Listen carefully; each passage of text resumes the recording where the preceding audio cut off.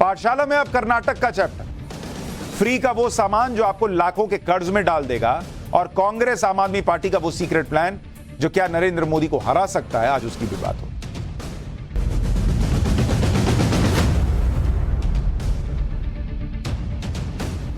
कांग्रेस का अगर आपको राजनीतिक डबल स्टैंडर्ड देखना है तो कर्नाटक में देख लीजिए, जहां इन्होंने नई नई सरकार बनाई, जहां इन्हें यह देखना चाहिए कि चुनाव से पहले किए गए वादे कैसे पूरे होंगे, कितना खर्च आएगा, कितना कर्ज बढ़ेगा। वहां हो क्या रहा है कि गोमूत्र से विधानसभा का शुद्धिकरण करवाया जा रहा है। भाई, यह तस्वीर उसी शुद्धिकरण की है। कांग्रेस के कार्यकर्ता एक बाल्टी गोमूत्र लेकर आज कर्नाटक विधानसभा पहुंचे। गोमूत्र छिड़क छिड़क कर विधानसभा को पवित्र किया गया, क्योंकि चुनाव से पहले कांग्रेस के नेता डीके शिव कुमार ने कह दिया था कि बीजेपी ने भ्रष्टाचार से विधानसभा को प्रदूषित कर दिया है, और अगर कांग्रेस सत्ता में आई तो विधानसभा का गोमूत्र से शुद्धिकरण किया जाएगा। पहली बात तो यह है कि डीके शिव कुमार पर खुद आय से अधिक संपत्ति के मामले सीबीआई का केस चल रहा है।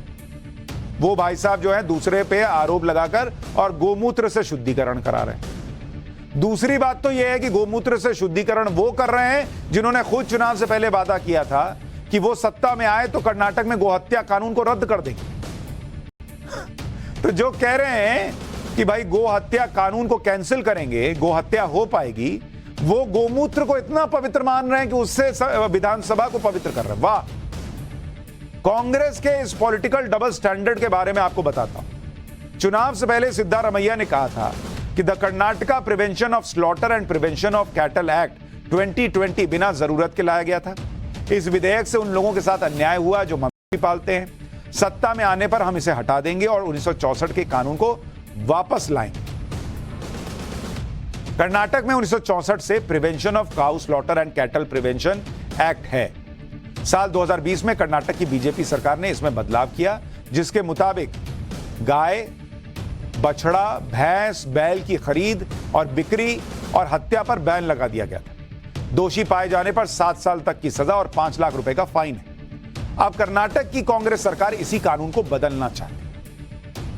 इनके डबल स्टैंडर्ड का एक और उदाहरण देखिए कि यही लोग कहते हैं कि देश में बोलने की आजादी नहीं। ये लोग पीएम मोदी को तानाशाह, हिटलर और न जाने क्या क्या कहते हैं, लेकिन जब खुद सत्ता में आते हैं तो क्या करते हैं, यह भी देख लीजिए कि कर्नाटक में क्या हो रहा है। वहां एक सरकारी टीचर ने फ्री वाली पॉलिटिक्स पर सवाल क्या उठाए, उसे नौकरी से सस्पेंड कर दिया गया। यह तस्वीर शांता मूर्ति एमजी की है, जो चित्रदुर्ग जिले के सरकारी प्राइमरी स्कूल में शिक्षक है।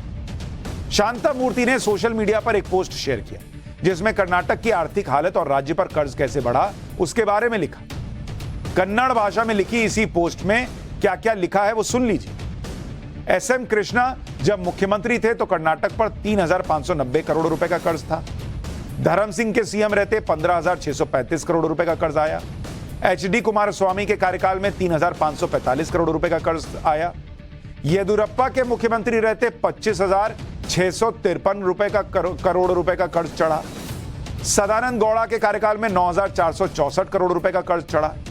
जगदीश शेट्टार के सीएम रहते 13,464 करोड़ रुपए का कर्ज, जबकि सिद्धारमैया के कार्यकाल में 2,42,000 करोड़ का कर्ज रहा।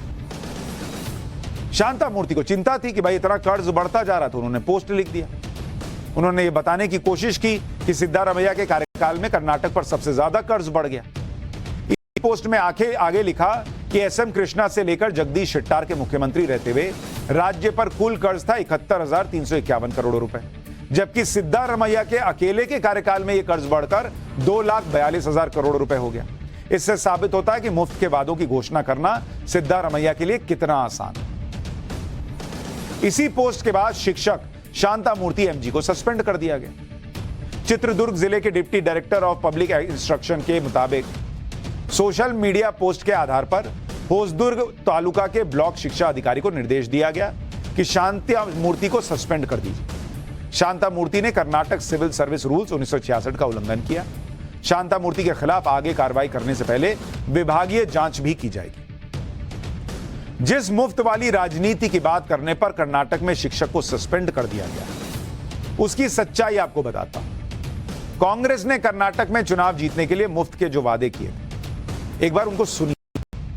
भाई वो आदमी ऐसे ही टेंशन नहीं ले रहा, उसको दिख रहा कि इतना कर्जा है और ये लोग कह रहे हैं कि 200 यूनिट बिजली फ्री दे देंगे, बेरोजगार ग्रेजुएट को 3000 रुपए महीना देंगे 2 साल तक, बेरोजगार डिप्लोमा होल्डर को 1500 रुपए महीना देंगे 2 साल तक, घर चलाने वाली महिलाओं को 2000 रुपए महीना देंगे, बिलो पॉवर्टी लाइन यानी गरीबी रेखा के नीचे वाले परिवार में हर सदस्य को 10 किलो राशन फ्री मिलेगा, हर महिला के लिए सरकारी बस से सफर फ्री होगा। 5 प्रमुख वादे कांग्रेस ने कर्नाटक की जनता से किए, लेकिन इन वादों को पूरा करने के लिए जो रकम खर्च होगी आपको वो भी बताता हूं। यही बात शिक्षक शांता मूर्ति भी कर रहे थे, जिसके बाद उन्हें सस्पेंड कर दिया। जो कांग्रेस ने वादे किए, ये आपको कर्नाटक का बता रहा हूं, मुफ्त के वादों का खर्च, और इसीलिए कोई भी आदमी टेंशन में आएगा। आपको तो लग रहा फ्री में मिल रहा है, अभी वो फ्री जो है वो आपके ऊपर कितना कर्ज बनेगा वो भी बताऊंगा। 50,000 करोड़ रुपया ये सालाना खर्च आएगा, बताया जा रहा है कि जो फ्री के वादे किए गए। यानी अगर 5 साल सरकार चली तो 5 साल में 2.5 लाख करोड़ रुपए सिर्फ खर्च हो जाएंगे फ्री की योजनाओं को पूरा करने। 2.5 लाख करोड़ रुपए। अब आपको यह भी जानना चाहिए कि यह वो राज्य है कर्नाटक जिस पे कर्ज ऑलरेडी मौजूद है। कितनी रकम कर्ज की किस्त चुकाने में जाती है यह भी सुनिए। वित्त वर्ष 2023-24 के अंत तक कर्नाटक पर 5,64,000 करोड़ रुपए के कर्ज का अनुमान, जो कर्नाटक के स्टेट जीडीपी का 24% होगा। मतलब 100 रुपया कमा रहे हैं तो 24 रुपया सिर्फ किस्त देने में चली जा रही है। वित्त वर्ष 2022-23 में सिर्फ कर्ज चुकाने के लिए 14,179 करोड़ रुपए कर्नाटक सरकार को खर्च करने लगे, और कर्ज के ब्याज को भरने के लिए कर्नाटक सरकार ने 29,395 करोड़ रुपए ब्याज के चुकाए। जबकि आप देखिए कि ब्याज पर जितना खर्च हुआ उससे कहीं कम सरकारी पेंशन पर खर्च हुआ। वर्ष 2022-23 में पेंशन पर सरकार ने 24,000 करोड़ रुपए खर्च किए। यानी जितना आम आदमी को दिया उससे ज्यादा फ्री के नाम पर जो दिया उसका कर्जा चुकाने में चला गया। और ऐसे राज्य में कांग्रेस मुफ्त के वादों के दम पर सत्ता में आई, और उन वादों को पूरा करने के लिए भी सरकार कर्ज लेगी, जो आखिरकार आम आदमी की जेब से लिया जाएगा। जबकि इस वक्त अगर आप सुनेंगे जो मैं आपसे कह रहा था, ये जो कर्नाटक का हाल है, प्रति व्यक्ति कर्ज जो है, मतलब एक आदमी पर जो कर्ज चढ़ा हुआ है राज्य के, वो है 1,02,107 रुपए, 107 रुपीज।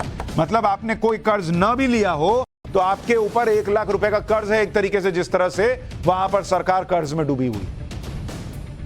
तो आप तो सोच रहे हैं फ्री में मिल रहा है, अरे भैया आप कर्ज में हैं।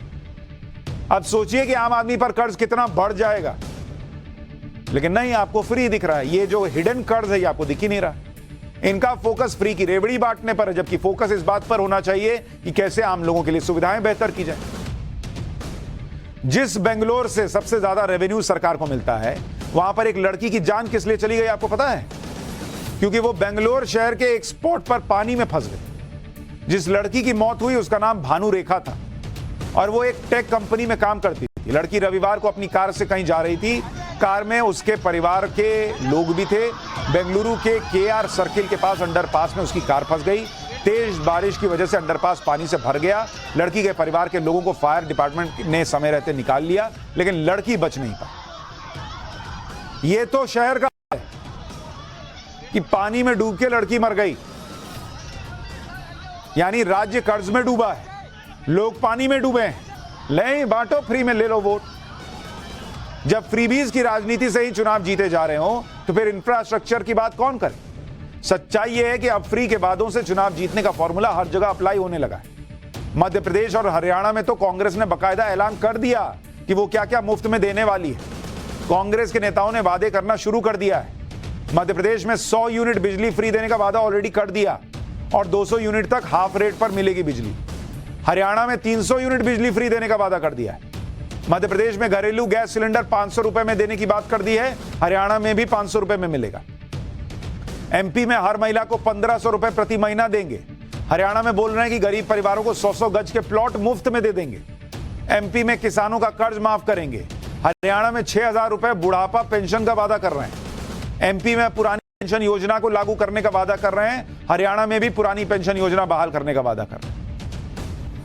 तो ये फ्री वाला तंत्र जो है, मंत्र जो है, वो चल गया है हिमाचल में, कर्नाटक में।